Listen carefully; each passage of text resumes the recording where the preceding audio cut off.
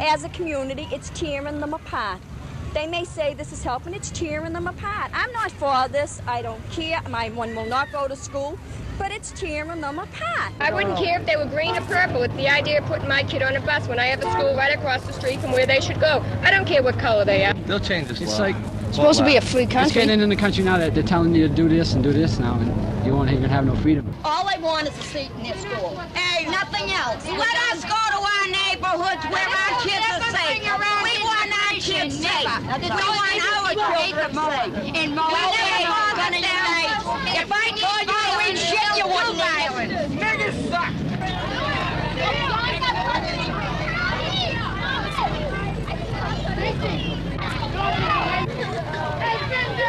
And they were throwing eggs at the window and try to hit people with them. And there was and while we was in school, there was throwing glass at black people and little kids. What school was this again? The Roger class. Are you going back to school tomorrow? No way. We're ordering you to disperse in the name of the Commonwealth. If you're not going to disperse, you're going to be arrested.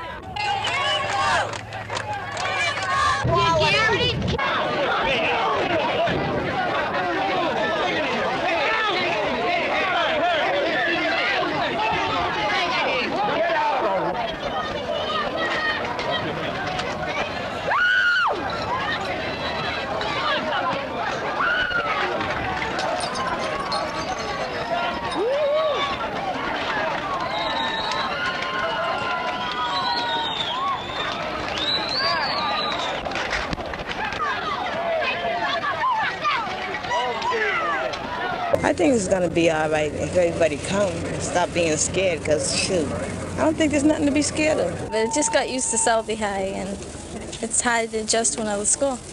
How do you think things are going to work out here at Roxbury High? I don't know, I guess it'll work out all right.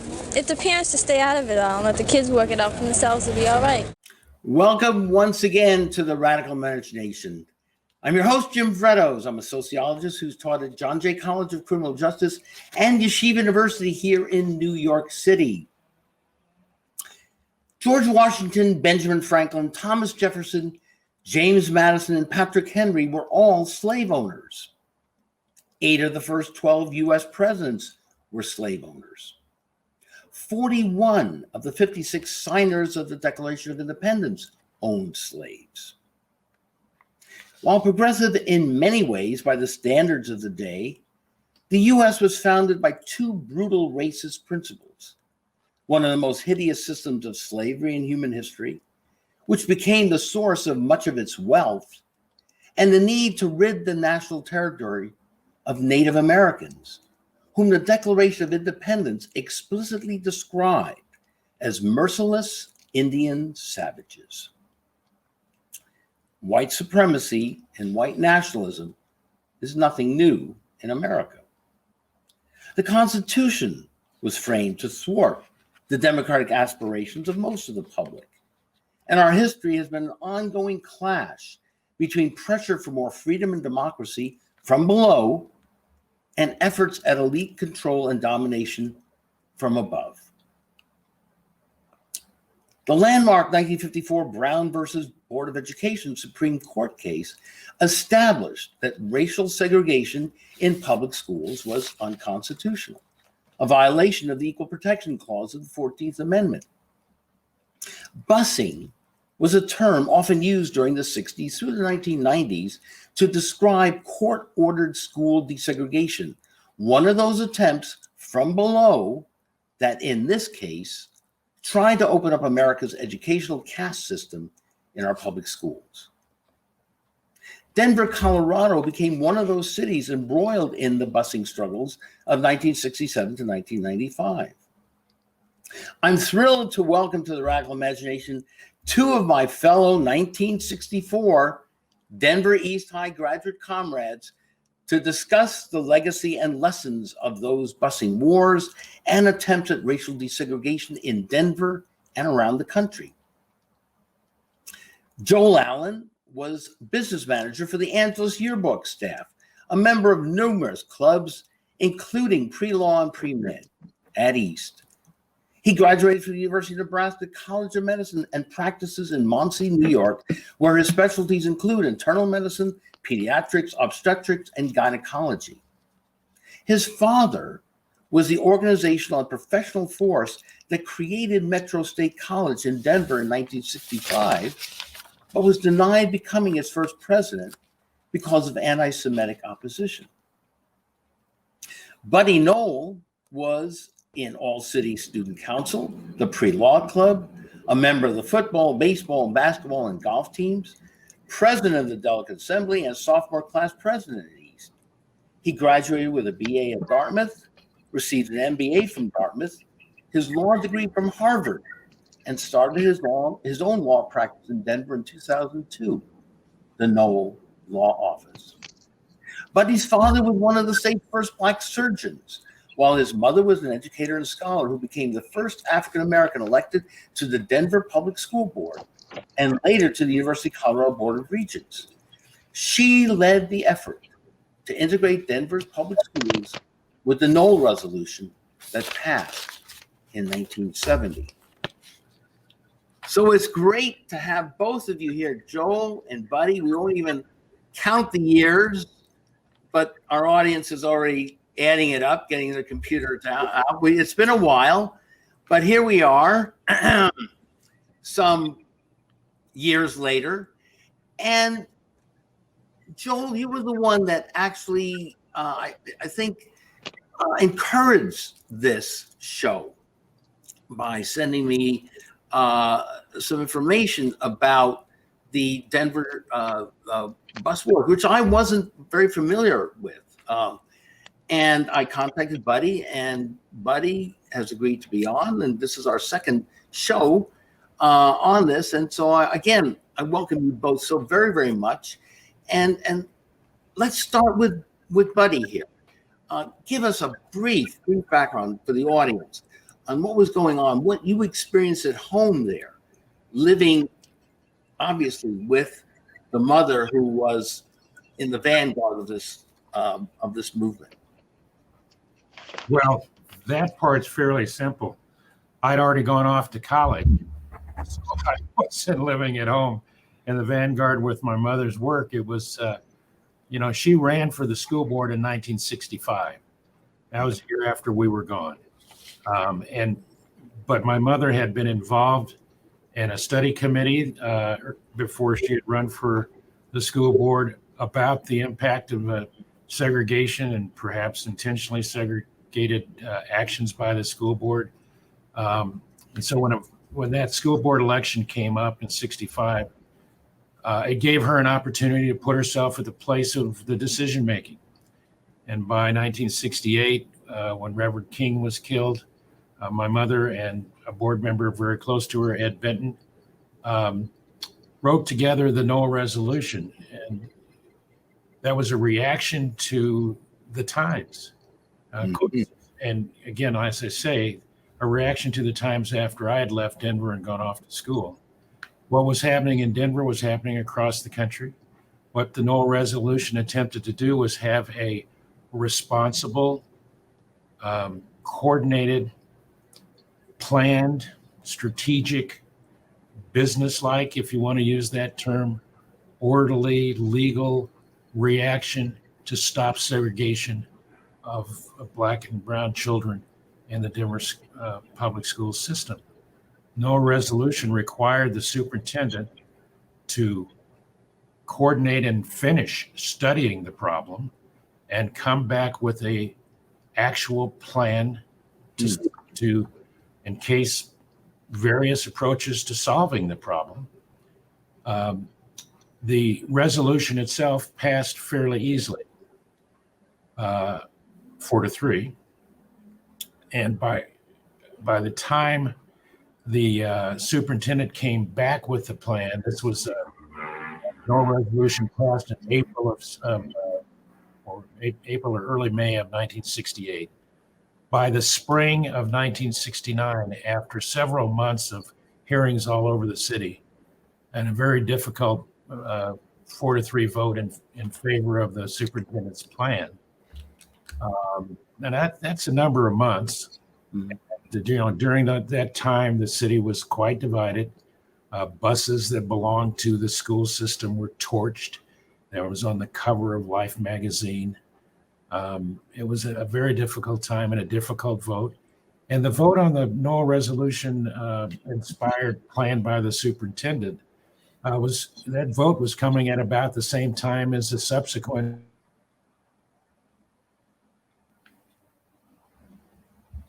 Okay, let's see. Oh, we froze for a minute there. Buddy, are you back? Yeah, carry on. Carry on with your. The two anti-busing candidates won. Mr. Benton and Monty Pasco, Ed Benton and Monty Pasco were the candidates in favor of what the superintendent plan included. They lost. And the very first action by the new sworn-in board was to rescind the Noel resolution. And that set up the years of litigation in the Keys case.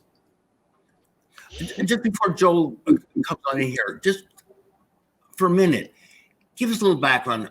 Your parents struggles as they made their way to Denver from the South, correct? And the other question I wanted to ask you is, would you say that busing was one of the last resorts that was used as a strategy to try to integrate America? Yeah, you won't find the term busing in the Noel resolution. Interesting. The superintendent was instructed to come up with a plan to eradicate segregation in the system. Busing was one of the solutions that was proffered, and I'm sure other solutions were considered, and busing was a solution that the courts in other parts of the country had imposed, so obviously it was a solution that was being considered. The resolution didn't require busing. What it required was to eradicate segregation. It was obvious. Some of it was clearly de jure. Certainly some of it was de facto, in the sense that what would otherwise appear to be neutral actions resulted in further segregation. But the segregated issue was on the table and needed a solution. But the emphasis was on educational opportunity, equal educational opportunity, correct? My mother had two very common phrases. One was equal educational opportunity. Right. The other phrase was for all children. You never heard my mother just say, and this is for Black children. My mother would say, I'm uniquely qualified to talk about problems dealing with Black children. I'm a Black parent and I have Black children. My solutions, my concerns, my issues are all around what is best for all children. Mm-hmm. All right. Well, Joel, your response. You've been a little. Is it correct to say that you've been somewhat skeptical of busing as a strategy, as a tool in the country? Or if you disagree, please tell me that too. But what would be your response to what Buddy has said here? Well, my response is, having thought out the whole situation in much detail, that the housing and settlement patterns in Denver, as well as other places, reflected a desire on the part of a lot of people to create communities that were similar to themselves. And in the process of doing that, inadvertently, the elites created situations in communities that favored themselves, like I think all people in power do to some extent. And the effect of that was to make lesser opportunity, less quality, less education in this sense for the people that were not part of those communities residentially.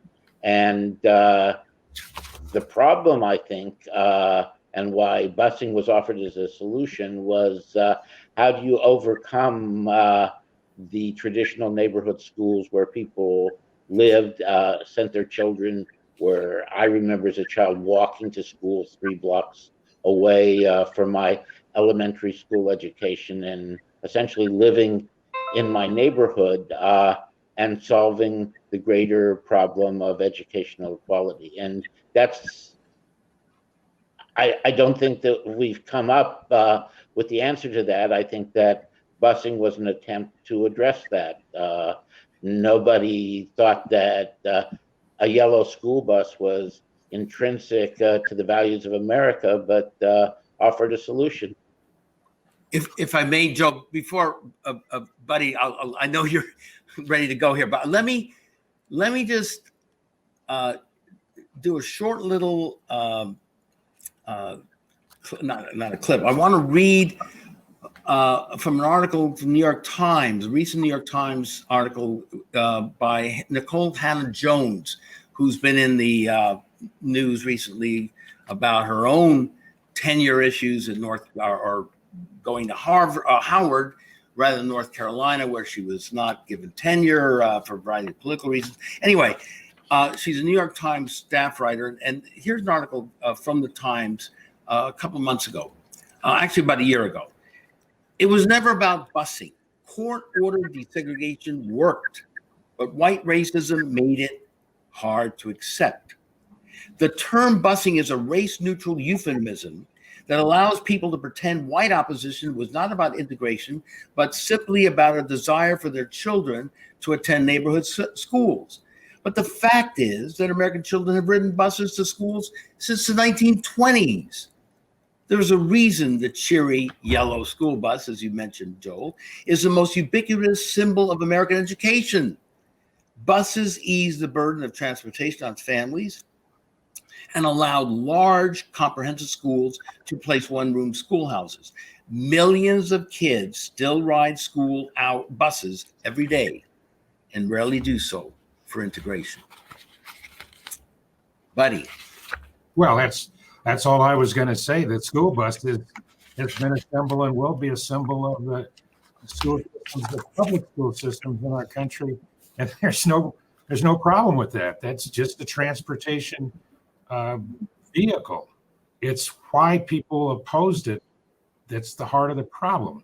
The heart of the problem is racial hatred, bigotry that results in segregation. Somebody's in a neighborhood community. Nobody's attempting to denigrate the value of neighborhood schools or communities of people who choose to live together. What we are against is preventing people from having a choice of those neighborhoods to live in and being discriminated against by being prevented from that.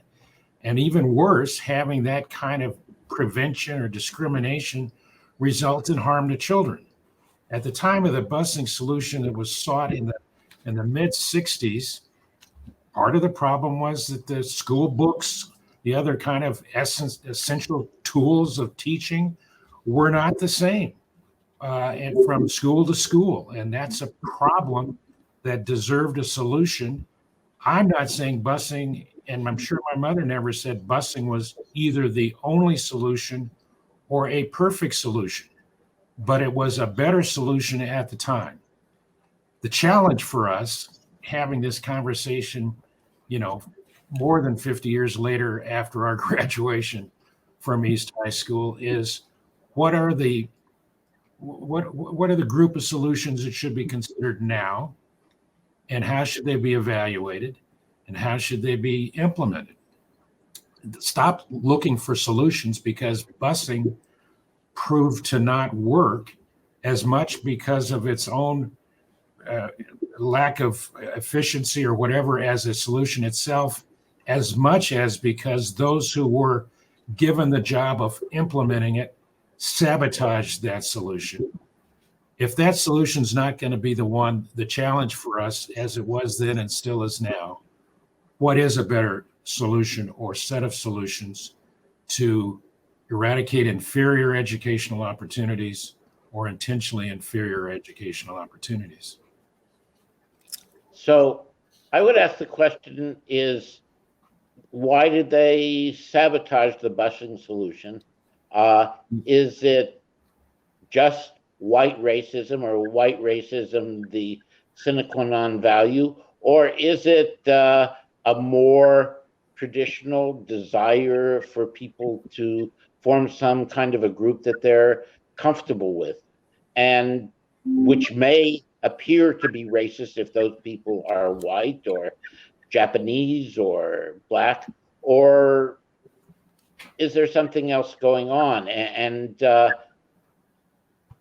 I look at the neighborhoods in Denver in the 50s and the 60s, which I'm familiar with, and we lived in a neighborhood that was predominantly Jewish. We weren't forced necessarily, our parents, to buy in that area. They could have really bought anywhere, but there were all kinds of levels of comfort in institutions that were created as a result of that togetherness that people at that point wanted to buy into.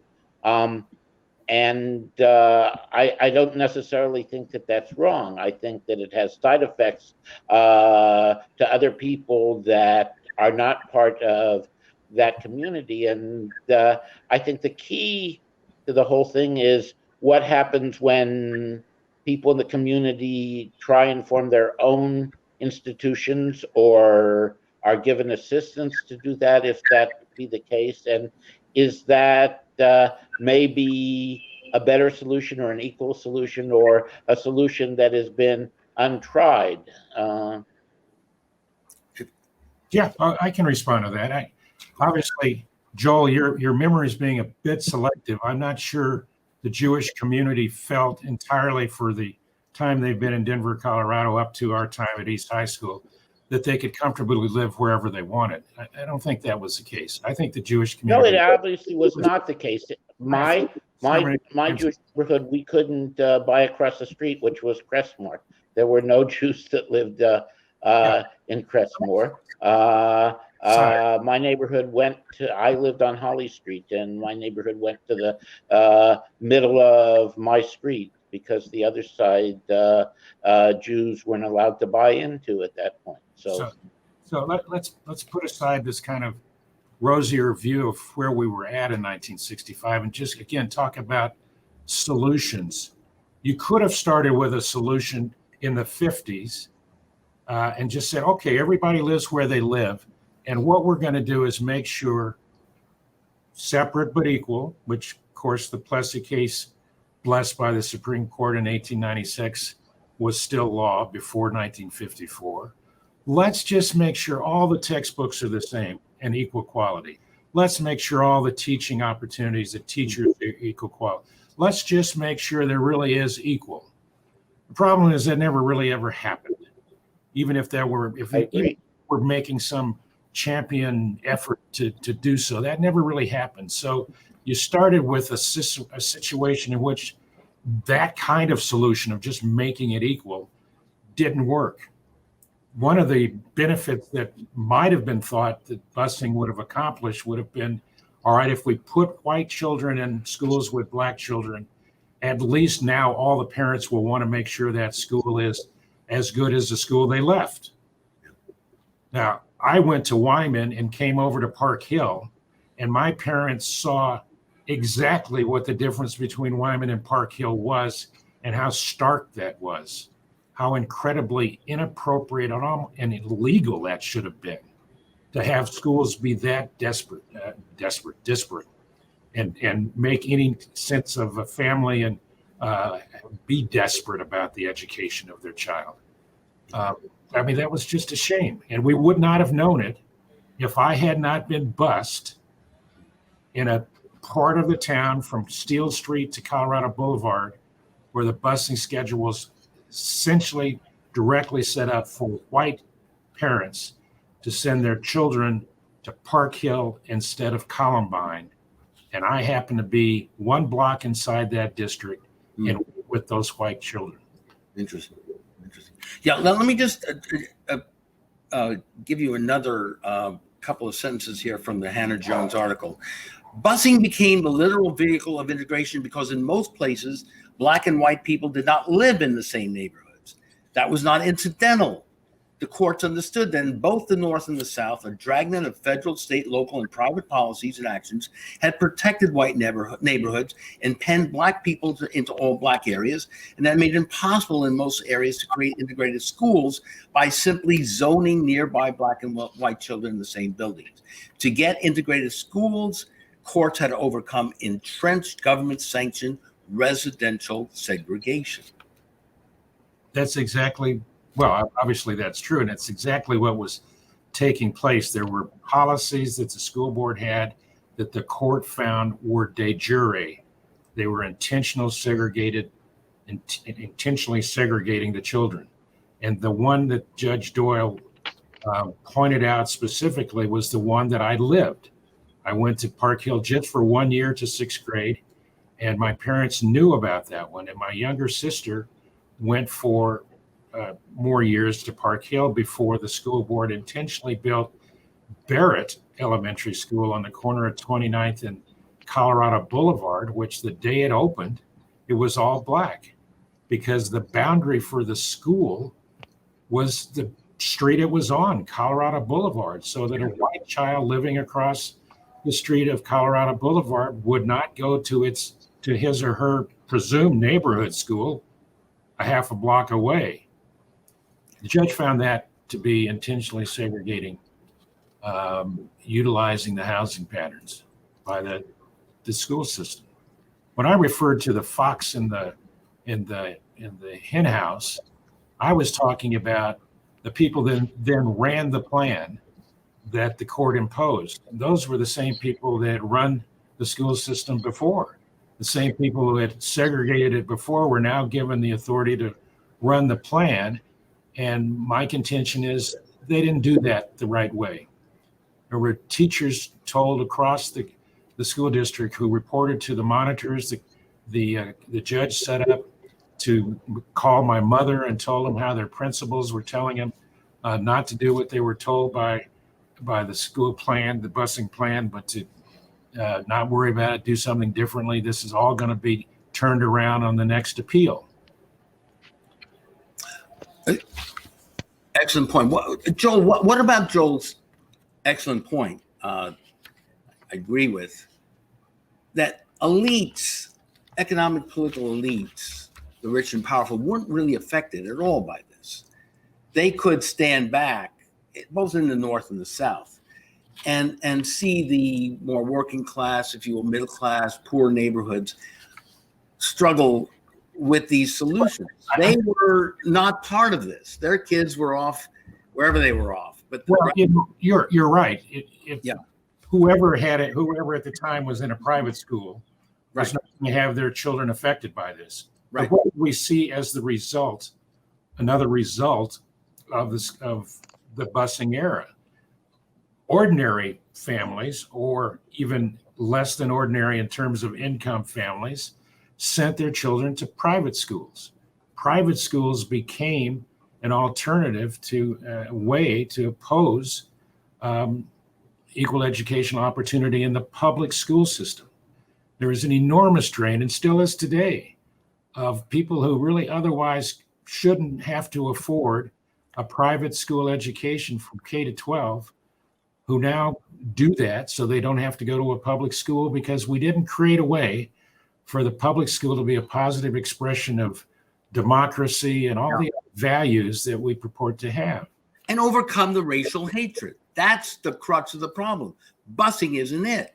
Yes. It's the white reaction. But Joel, go ahead. Yeah. You were talking a little before about the solution that you felt was happening in Denver, in your area. By the way, I sort of fell into, from New York coming to Denver. We're in the middle. I was in the middle. Yeah, I was on 13th and Monroe, and I didn't know where the hell I was. I wanted to get back to New York. I was a fish out of, but I went to Gove. I went to Teller and Gove, and just lucked out and went to. It's interesting, your neighborhood. If you look at analyzing the Jewish children, at least in your neighborhood, almost all of them are first generation Americans whose parents were involved in the Holocaust, or or were survivors of the Holocaust. They couldn't afford the more nouveau riche Jewish neighborhood. They were a generation behind those that had come earlier, so that they formed their own niche in your neighborhood. Well, we weren't part of the niche because I wasn't really aware of that, nor was I concerned with that at that point. But to your point, Joel, about the solution you were getting to before, about what these groups should join, should establish their own private ways of bringing about education. Explain what you were getting at before a little better. Then I'm trying to articulate the question. What do you think the solution is on this? In terms of what happens? I'm not sure. One of the things that I, as a middle-class kid that felt terrific benefit from the Denver public schools, I felt that I personally got a tremendous education, had tremendous experiences. When I went on to college, was totally well prepared to deal with all those smart kids from the East and everywhere else as a result of my experience in the Denver public schools. So for me, it's disquieting and shattering because I have a positive view of my personal experience. And it's saddening very much to realize that my experience in the way that I was educated within that system was not shared by so many people. And I feel a tremendous sadness about that, and tremendous sense of sorrow for those people that were unable to get those benefits. The empathy is totally laudable. Now, what do we still do about it? We still live in a highly, highly segregated society. So if we're not going to go all out, and busing, by the way, let me make one last reference here. Despite the constant assertion that busing, to the article, that busing failed, busing as a tool of desegregation and court-ordered desegregation in general was extraordinarily successful in the South. In 1964, 10 years after the Brown decision, just 2% of Black children in the South attended schools with white children. By 1972, nearly half were attending predominantly white schools.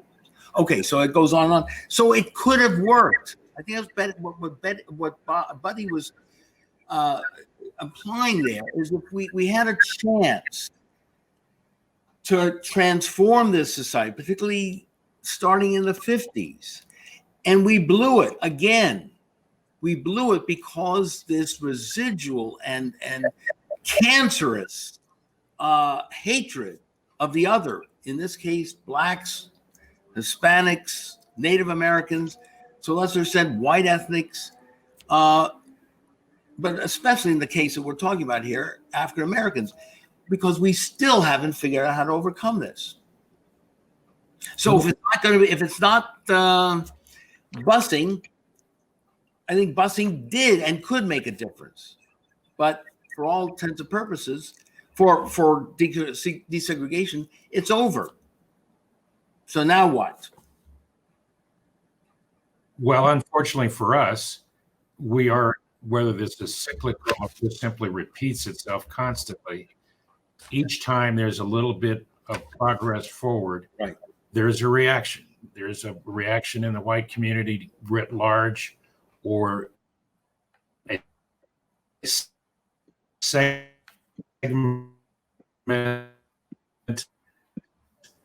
Oh, wait, hold on. Let's hold on to that thought. The majority community at the hold on, buddy, but we can't. In time, and have either felt so powerless that they didn't do anything, or didn't feel that they should do anything and didn't do anything. I'm going to give them the benefit of the doubt of being the good people, but the good people haven't quite made sure that the bad people don't win. And whether it's an election in any particular year, or it's a set of solutions that get discussed, however, or it's voting rights currently, we have the loud minority of sentiment overshadowing the values of our country. And I think the good intentions of most of the people that are white, and certainly I would say most of the people that are not white, that this doesn't continue that way. And why we've allowed this vocal minority to, in essence, run our country by keeping us from improving our lot and living up to our promise. I can't say that I know why we've done that, but as I get older, I'm saddened. As Joel has said, there's a side of me that just has a sadness. I think when I was younger, I was just too hell-bent to move forward and not see it. And now that I'm older and looking over my shoulder a little bit, I know what I've seen, and I'm saddened by it. I'm heartened by younger people, like now I know old people tend to do, and that's good. And I wish them well, and I would do everything I could to help them be more successful than my generation. Joel, are you saddened, like Buddy, to the leadership and some of the those in power who are dividing and conquering, who are using race continuously and class to divide us? Are you saddened by? I'm more saddened. Or do you support that? I'm more saddened by the actual lives that people are living. I just finished a book about Denver called The Holly, which talks about the northeast part of Park Hill, the gang warfare, what went on at that time, and what I think in some ways continues to go on, and how sad were the lives of all of those children, or many of those children, and their involvement in gang activities and whatever else went on, that my childhood memories are of mountains and vistas. And I think that many of those children never even made it to the mountains and the vistas, yet they were 15, 20, or 30 miles away to beautiful part of God's territory. And that saddens me more, that within the midst of Denver, there was such things going on that I had no idea. My grandmother lived 2966 Dahlia, across from Stedman School. And so I spent a lot of time there. I spent 3 summers living with her in that neighborhood. And that is the neighborhood described in this book, The Holly. And it's so different than the reality that I thought was going on. And that saddens me, so that I wish there was a solution. I wish I was wise enough to know what it is. But the lives that these people lived and the lives that people missed, as opposed to my childhood, saddened me more than anger at the leaders and supposed manipulators of our culture. You are describing, what you are describing is certainly sad and a waste of life. But I think it's, with all due respect, a diversion from what we're talking about here. Who created this? What created this? What is the structural, institutional, organizational factors and economic greed and so on? And again, the residual and manifest latent racism that we're dealing with. And the vehicle that is so readily used by politicians like Trump and many others to get us to continue on this narrative of seeing people of color as inferior. And there are all sorts of code words. He doesn't mince words, and he's not the only one. So I wonder why, Joel, in particular, you aren't somewhat saddened or aware of that narrative that's going on. Yes, the gang delinquency is horrible. The structural poverty, which takes 250,000 poor people a year, kills them in this country. That is unbelievably horrible. But we've got to, I think, look at why this country has created that from the very beginning, and continues to, and resists efforts I think, Jim, you're no doubt right, and I'm not debating that at all when I say what I'm about to say. My sadness is about my generation's inability to have done all that it could do and should have done. My sadness is not about the future. I come out of the summer of reckoning that we witnessed last summer with a newfound optimism about younger generation. What I saw in the marches It was a gloomy morning in Brooklyn, New York. I was already feeling cynical and many times alienated on because I camera, expected more to be white that way in this young genre. people marching than black. Yes. Which means, of course, that should be the case. There are more white people than there are black people. And if you put on a parade or a demonstration, or a protest march about things that are awful that shouldn't happen again, then there should be more white people there than I decided to become and Jewish, disproportionately so no one will if I know may that I'm also black. add. White. But go ahead. That I'm not able to determine by watching the street. But what I'm saying is I can see that there are the kind of proportion of people that should be there. in your pocket? And that or would you just mean glance that the ceiling? those generations, those younger generations, are all recognizing the reason for protesting, not just the people of color. And that portends to a better set of solutions being sought. That portends to a better set of solutions being found and implemented, to start off with a broader coalition of people trying to do so. And that is optimistic to me. Those young people have created that optimism for me. I'm saddened by my generation. I'm kind of pissed off at my generation, but nevertheless, I'm heartened by theirs. Well, let me just for 10 seconds, and Joel, you got the floor. I had Noam Chomsky on the show last week, and he more or less said the same thing you did, that he is so optimistic about the young people, the Sunshine Movement, the Sunshine Movement, and so many others, environmental and others, Black Lives Matter. And he said exactly what you said in a sense. He wishes that he had started earlier in his speaking out, and he wished he said it even more at this point. So he's at 92 saying the same thing. All right, Joel, I know you have a lot to say. Go ahead. Not so much, actually. I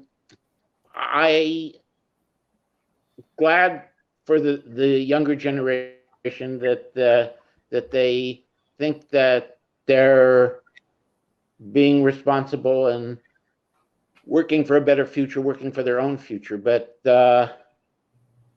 that movement has generated an unbelievable amount of anti-Semitism in America, of which the number one group that is now the subject of hate crime in America.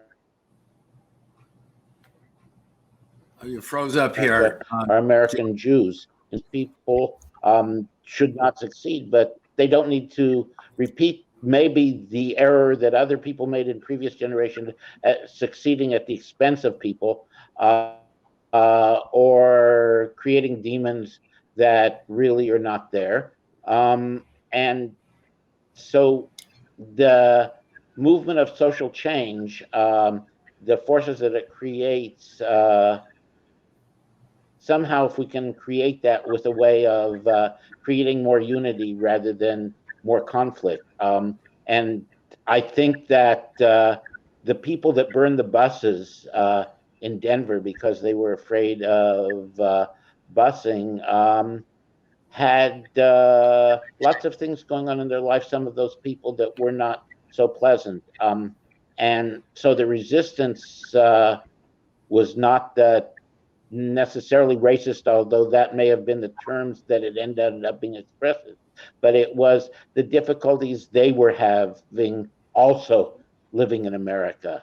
And so to the extent that we can make all groups and the whole country have a better experience living in America, the greater chances for success of those movements. I remember when Head Start came along as a first thing, and I decided at that time, as someone on the left, that I should work in a Head Start program and with nursery. And it was an uplifting experience for me as a white male that didn't have to ever change, even my younger brothers and sister, too many diapers or provide experiences for people younger than myself. And it was a powerful experience, but it was doing something real and doing something helpful, and it enforced many of my career decisions. And so that we need to give people, in some ways, the skills to do the things that they need to do to change things. And I'm not sure that those skills are necessarily the skills of marching and demonstrating.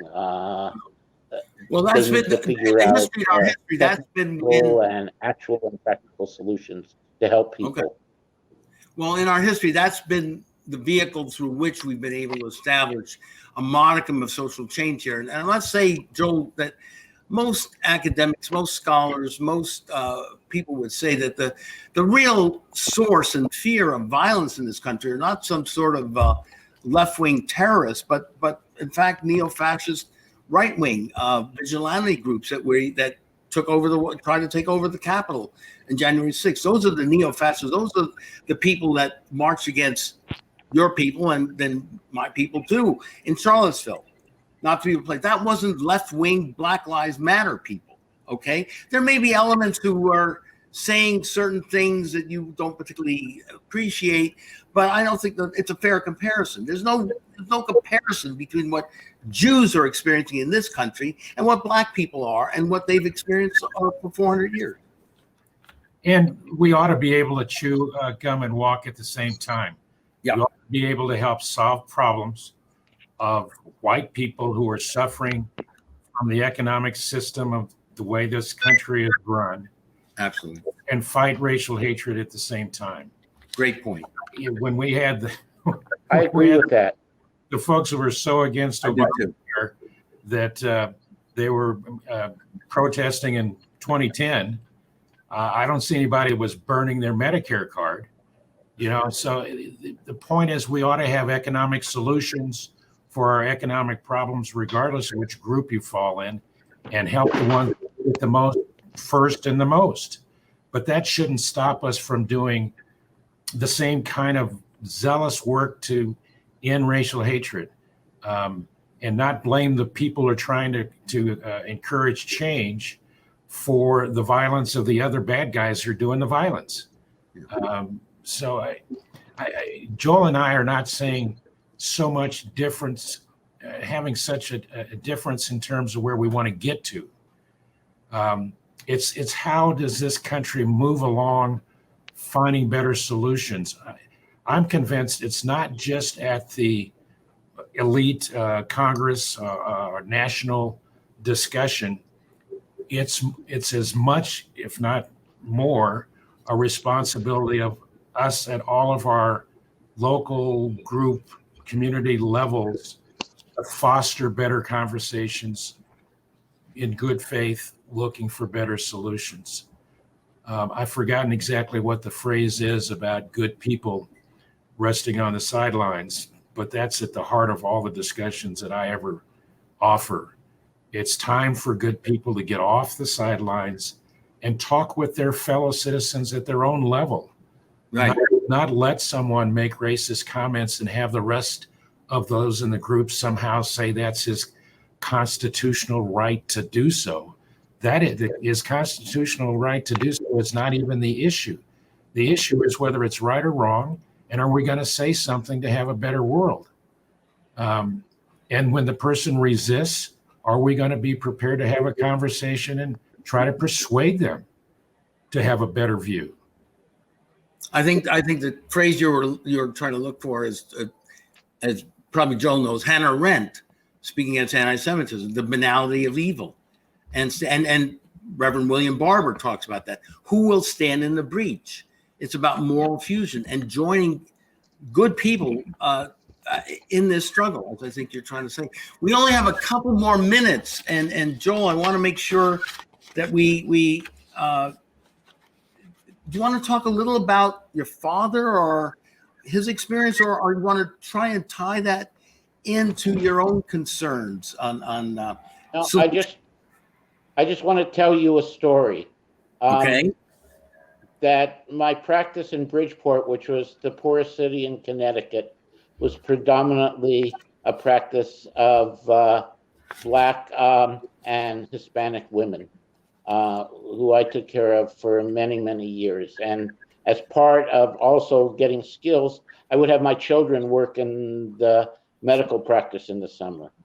So my daughter, who was 15 at the time, I made her a medical assistant to take blood pressures and so on and so forth. And we had an old Black woman patient, probably now my age, who had a urinary problem that came in for chronic care. And we knew her because we had taken care of her for 10 years already. And we were on a first name basis. So my 15-year-old daughter addressed her by her first name, which was Bessie. And I pulled my daughter and I said, she's not Bessie to you. She's Mrs. Brown. And when she gives you permission and when you know her, maybe you can call her by her first name. But until that time, she's Mrs. Brown. And I think it was a good lesson for my child, and that I think that that's where it's at, that we all need to exercise our presence as decent individuals to correct those people that are around us and to infuse them with decent values of respect and the desire for a decent society and equality. Some of that comes from religion, sometimes just from sitting around the table. I think that's what my father did. I think that that's what I tend to do. Reading these books about Denver, I'm just awed by the different reality I had versus many of the people that were living very close to me. And I feel bad about it and desire that it be different. Unfortunately, I was awed by the reality I was experiencing too in Denver, but that's a whole other thing. Listen, we are over time. I think we can all agree on that last story, right, buddy? And I certainly can. Thank you all. This has been a lot of fun. We have a lot more to talk about. I want to talk about Cornel West's candid resignation from Harvard, including the law school, his mention, the unvarnished truth about the decadence in our market-driven universities. Let us bear witness against his spiritual rot. So there's a lot more to talk about. Hey, if you're up to it, maybe in a few months we do part 3. Well, I think the best thing is talking. The best thing is talking. Great. But time will now put an end to our talking, unfortunately. Thank you so very much. It's really been an honor and a pleasure, and blessings to you both. Thank you so very, very much. Thank you. Thank you. Thank you. It's been a pleasure talking to both of you. Same here. And thank you so very, very much. This is Jim Vrettos, Overtime here on The Radical Imagination. We'll see you again next week on The Radical Imagination.